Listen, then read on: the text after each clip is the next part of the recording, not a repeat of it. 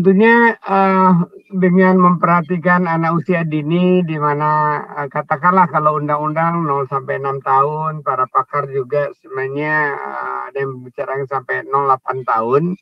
Jadi saya gunakan sajalah dalam konteks ini selang 0 sampai 8 tahun. Tentunya tidak sejak bayi ya, dalam konteks tadi puasa secara islami ya, karena memang secara nilai spiritual anak dalam masa pertumbuhan itu tidak diwajibkan kecuali dia telah remaja. Jadi kemudian orang yang sedang ada gangguan kesehatan yang mungkin akan mengganggu atau mengkhawatirkan tentang kesehatannya. Karena itu mulai usia 4-5 tahun sebenarnya anak sudah bisa diajak untuk mulai memahami suasana dan makna sederhana puasa.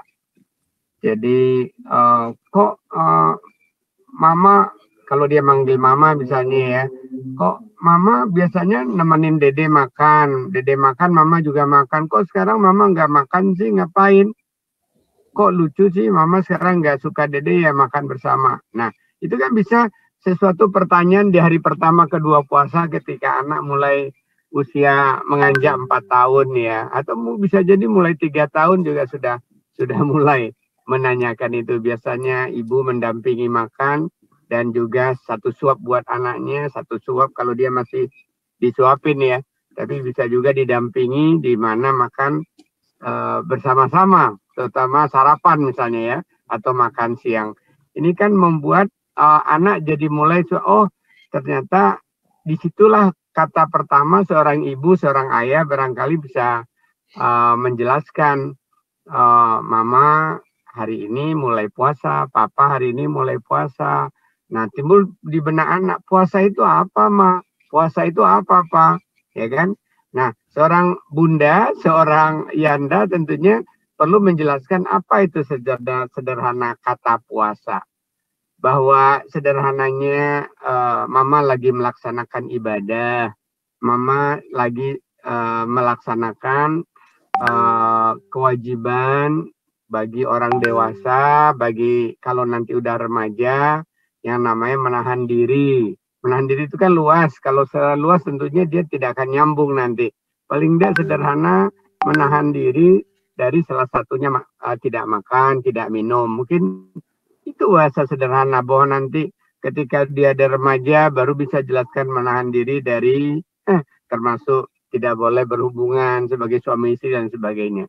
Kalau anak 4 tahun tentunya nggak sampai ke sana menahan diri puasa ya. Jadi sederhananya apa yang dia lihat, kok mama sekarang kok kayak nggak mau nemenin makan pagi, kok nggak mau nemenin makan siang, itu udah jadi membuat apa ya, tanda tanya buat anak yang kok di luar kebiasaan, di luar bulan Ramadan gitu ya.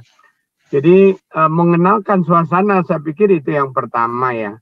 Bisa jadi anak nggak kebangun ketika kita sahur, jadi suasana sahur belum nyambung sama dia. Tapi ketika suasana berikutnya lagi adalah setelah tadi nggak sarapan, nggak makan siang, kemudian suasana berbuka.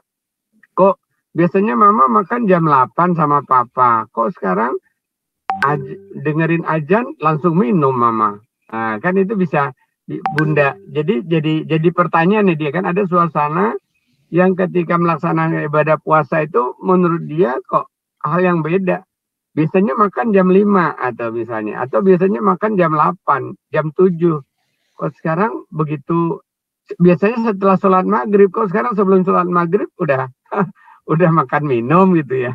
Nah ini juga kan jadi tanda tanya. Dan saya kira bertanya itu menyebabkan kita jadi ada kesempatan untuk menciptakan suasana bahwa ini ada satu ritual dari agama ayahanda dan bunda di dalam agama Islam melaksanakan tadi puasa.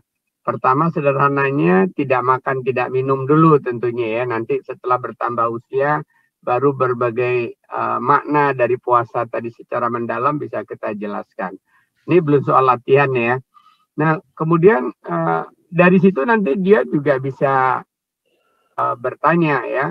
Ketika kita kadang-kadang ada aja orang tua pernah lupa gitu ya, lagi nyuapin anak, kemasuk tangan kedorong ke mulut sendiri. Loh, mama katanya puasa kemarin, kok sekarang mama ikut makan sama dede, astagfirullah, dan lain sebagainya. Jadi itu juga jadi suatu anak mulai tahu, oh ternyata mama tuh harusnya nggak makan ketika sarapan pagi bareng saya, kok sekarang mama tangannya masukin sesuatu karena hilaf barangkali. Nah ini juga salah satu cara juga menjelaskan pada anak bahwa kadang-kadang manusia itu juga bisa lupa, ya, tidak disengaja begitu. Dan untuk itu ketika Bunda Yanda sadar, tentunya langsung melanjutkan puasa lagi misalnya. Nah, ketika usia mulai 6 tahun itu udah mulai latihan puasa ya. Sebenarnya anak-anak itu kalau dia tidak makan 3 jam itu udah yang biasa, anak-anak usia 6-8 tahun ya. Kalau kita dewasa kan nggak makan 4 jam itu udah biasa. Ya, misalnya sarapan misalnya jam 6, itu nanti jam 12 baru makan siang, bahkan 6 jam. Tapi kadang-kadang kita kan snack ya jam 10. Jadi kalau orang dewasa remaja udah biasa 4 jam tidak makan, tidak minum. Tapi buat anak-anak usia 6-8 tahun 3 jam itu udah hal yang biasa. Nah, tinggal sebenarnya mulai belajar di extend gitu ya. Begitu dia udah tahu makna sederhana dari puasa, kemudian ada imbalan dari Yang Maha Kuasa yang disebut dengan pahala. Pahalanya apa bisa dijelaskan. Belum lagi seperti yang kalau anak mulai usia di atas 8 tahun, apa yang disampaikan Bu Neti tadi, buat remaja dewasa ada manfaatnya, dalam arti tadi sebagai terkait dengan bagaimana fungsi sarafnya bisa merekam segala sesuatu menjadi kebiasaan di ilmu neuroscience tadi. Begitu juga kaitnya dengan kesehatan dan sebagainya. Jadi anak 6-8 tahun sebenarnya juga tidak dipaksakan, tapi disitulah dia mulai melatih ya. Jadi 3 jam tadi tahan, bisa 4 jam, bisa 5 jam, kemudian bisa 6 jam. Bahkan bisa juga ya anak tertentu usia 8 tahun, mungkin karena iming-iming, kadang-kadang karena diiming-iming ya, nanti setelah kalau bisa selesai sampai berbuka sama mama, papa akan belikan apa gitu yang sifatnya positif gitu ya. Atau kalau dia misalnya belum punya tas baru, nanti kalau berapapun mau 1 hari, 2 hari, 3 hari, papa rencana mengganti sepatu baru atau tas baru buat dede dan lain sebagainya. Kemudian kalau udah selesai di atas 8 tahun, berarti sebenarnya sudah di atas usia PAUD ya. Itu sebenarnya sudah bisa latihan untuk puasa. Kalau di Indonesia ini kan sekitar 13 jam ya, 13 sampai 14 jam. Tapi lebih dari itu sebenarnya untuk melatih bangun sahur, itu dulu yang pertama. Karena kalau anak tidak bangun sahur, kemudian dia belajar puasa, ini nanti akan mengkhawatirkan kondisi kesehatannya, apalagi pertumbuhannya. Karena kalau orang dewasa nggak sahur, itu kan sunnah ya, nggak sahur kebablasan kadang-kadang juga nggak masalah, masih tahan lah. Kita 20 jam, 24 jam sehari nggak makan dan minum juga nggak masalah. Tapi itu bukan karena nilai agama ya. Nah, karena itu menurut saya karena pendidikan itu sebenarnya adalah usaha sadar dan terencana. Dan puasa ini adalah suatu kegiatan yang kita lakukan secara sadar dan terencana. Beda dengan lapar. Jadi lapar dengan puasa itu beda. Kalau lapar itu biasanya nggak disengaja. Dan karena tekanan, karena ketidakadaan, ya, karena nggak mampu, karena nggak ada makanan di rumah, karena ada orang yang memberi. Tapi kalau puasa, itu meskipun kita banyak makanan di rumah, ya, bukan karena tidak mampu, saya sanggup membeli makanan, tapi saya punya keyakinan ya bahwa cara puasa itu adalah menahan diri dari membatalkannya, dari makan. Jadi puasa beda dengan lapar ya atau kelaparan. Orang lapar atau kelaparan itu nggak disengaja ya, karena tekanan sebenarnya itu. Karena nggak mampu bisa jadi, karena belum datang makanan, karena menunggu makanan. Tapi kalau puasa ada makanan penuh kulkas, penuh di meja makan. Tapi tadi karena ada nilai yang kita yakini, kita harus menahan diri, maka kita tidak makan dan minum salah satu bagian ini. Jadi harus dibedakan lapar atau kelaparan, puasa dengan berpuasa itu beda sama sekali. Karena itu konsep pendidikan ya yang di dalam undang-undang pendidikan kita adalah usaha sadar terencana. Jadi puasa itu adalah usaha sadar terencana. Jadi bukan melaparkan diri ya dan bukan membuat kita sengaja tidak sengaja lapar karena tidak memiliki makanan. Nah, suasana tentunya penting kita ciptakan. Itulah misalnya bahwa anak penting justru memahami suasana. Oh, ternyata di bulan puasa mama papa itu berbuka. Nah, apa makna berbuka? Mungkin secara sederhana juga kita bisa mulai kenalkan. Pasti dia bertanya, kok berbukanya dengan buah? Kenapa nggak langsung makan seperti makan malam? Nah, ini kan sesuatu yang bisa pertanyaan kritis dari anak. Jadi ketika awal-awal usia 3, 4, 5, 6 tahun itu lebih banyak sebenarnya bagaimana dia mengeksplor, melihat sesuatu yang berbeda dari kebiasaan, berpikir kritis. Jadi bisa juga media latihan berpikir kritis selagi bisa dilayani oleh orang sekitarnya, terutama ayah dan bunda lebih baik. Nah, kalau kita lihat dari definisi pendidikan usaha dini yang ngelotok di Kang Dede ini, kan pemberian pendidikan ya, juga pertumbuhan perkembangan jasmani dan rohani. Nah, komplit sekali di bulan puasa ini ya.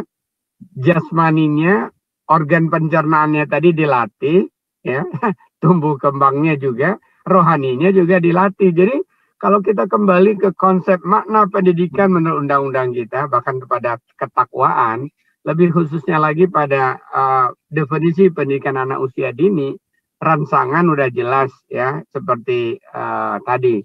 Kemudian tumbuh kembang jasmani rohani, jasmani fisiknya, rohani nilai-nilai spiritual yang anak-anak Pak kok mama habis makan malam kok itu ada sholat rame-rame. Biasanya kan hanya Isya udah kok ini kayaknya lama banget sih sholatnya.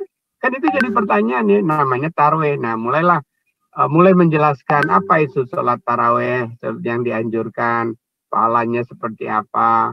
Kalau enggak juga enggak apa-apa, ini sebenarnya sunnah anjuran. Tapi mama papa karena memang punya waktu dan juga ingin pahala, papa mama. Kalau dede juga mau, ayo ini mama papa udah beliin sarung, sudah belikan mukena kalau dia perempuan gitu kan. Oh enggak sanggup, ada yang 11 rakaat, ada yang 23 rakaat. Ya tentunya semampu dia, selesai dia 2 rakaat kemudian tidur-tiduran ya nggak masalah gitu kan. Artinya itu proses memperkenalkan suasana bahwa ada suasana taraweh. Kalau suatu saat kita lagi sibuk di dapur, tahu-tahu dia kebangun lihat mamanya di dapur, loh mama kok masak, biasanya mama nggak bangun jam 3, dia nggak tahu malam begini.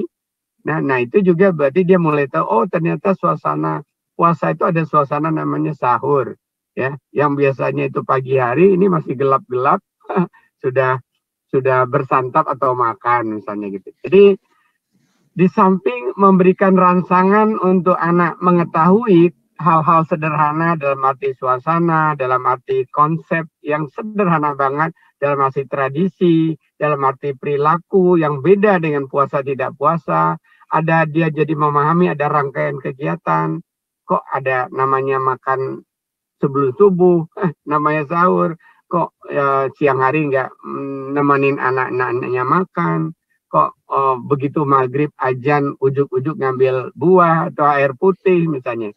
Jadi itu ada hal-hal mendasar yang pasti akan dilihat oleh anak bagi keluarga yang sedang melaksanakan ibadah puasa. Nah, selain itu tentunya melatih kejujurannya. Jadi bayangkan kalau anak tidak jujur, papa juga bisa cerita. Kan di kulkas kita penuh, kalau papa mau bohong sama Tuhan juga, papa bisa aja papa bilang papa puasa, tapi papa makan ambil dari kulkas, gitu kan ya. Jadi begitu juga disiplin, karena disiplin dalam arti tadi pas berbuka itu adalah ketika kita dengerin azan misalnya. Kalau itu kan artinya disiplin pada setiap azan harus berbuka. Disiplin bahwa sebelum azan subuh itu berarti sudah selesai, nggak boleh lagi makan dan minum. Ya, jadi berempati ya, merasakan betapa orang kalau perutnya kosong itu seperti apa. merasakan betapa dahaganya orang ketika dia tidak mampu. Ternyata seperti inilah kondisi orang ketika tidak terpenuhi kebutuhan fisiknya untuk makan dan minum, dan berempati bahwa orang sesama ya akhirnya juga membangun pada intinya toleransi pada akhirnya ya.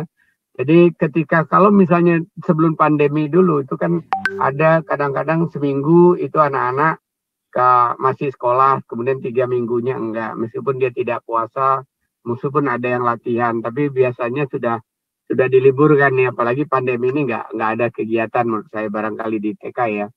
Tapi itu memahami toleransi, karena dia bisa lihat kan, ada yang puasa, ada yang tidak. Kok mama bisa sih ikut pada acara-acara yang orang seharusnya makan, kok mama nggak makan. Itu kan juga akhirnya menjalin cerita bagaimana kita toleransi dalam arti menegakkan ajaran kita. Begitu juga saya kira latihan berbuat baik, pasti dia bisa melihat kalau misalnya orang tuanya mengundang tetangga berbuka, mengundang orang-orang lain, family, keluarga, atau mengundang mahasiswa, mengundang dosennya, mengundang kerabatnya berbuka. Kok lucu ya, biasanya mama nggak pernah bulan-bulan lain ngajak makan malam bersama, kok sekarang ngajak makan bersama. Kok ngajaknya bisa di restoran, ngajaknya di rumah, lain sebagainya. Atau dia ketika ibu bapaknya diundang berbuka, mungkin dia ajak anaknya ikut gitu ya, nggak ada temannya di rumah. Dia juga melihat, oh ternyata berbuka itu juga bisa rame-rame gitu, tidak hanya sekeluarga. Ya, jadi itu juga dia melihat, mungkin dia bertanya, ini acara apa ya, kok ramai sekali gitu ya, makan-makannya misalnya. Jadi banyak hal yang konsep-konsep sederhana, kemudian melatih perilaku dari orang tua, bersedekah, berbuat baik, berbagi itu akan tampak oleh anak, itu bisa menimbulkan berpikir kritis, bisa juga akhirnya anak jadi memahami konsep. Saya kira itu kira-kira sederhananya Kang Dede, bahwa buat anak-anak PAUD khususnya usia 4-8 tahun, puasa itu puasa bagi keluarga pertama tentunya akan memberikan pemahaman-pemahaman sederhana buat anak tentang nilai-nilai religius yang dianut di dalam keluarga, khususnya nilai religius Islam dan menerapkan ibadah puasa. Nah, dalam proses memaknai media latihan, memang ini puasa menjadi turut melatih anak dan anggota keluarga, melatih tentang kejujuran, melatih tentang disiplin, tidak hanya disiplin waktu, tapi dia juga tahu disiplin tentang tubuhnya, kapan sebaiknya makan di bulan puasa, kapan tidak, melatih empati, merasakan bagaimana orang lain kalau bahagia, kalau ketika makan, ketika tidak makan, ketika lapar dan sebagainya. Begitu juga melatih emosi, karena orang puasa kan tidak boleh ya menyakiti, bahkan juga marah dan sebagainya. Meskipun tidak puasa juga harus demikian, tapi paling enggak semakin tersedia media pelatihan, toleransi dan berbuat baik. Saya kira gitu Kang Dede. Kalau ada pertanyaan bisa kita manfaatkan insya Allah. Sekian, Assalamualaikum warahmatullahi wabarakatuh.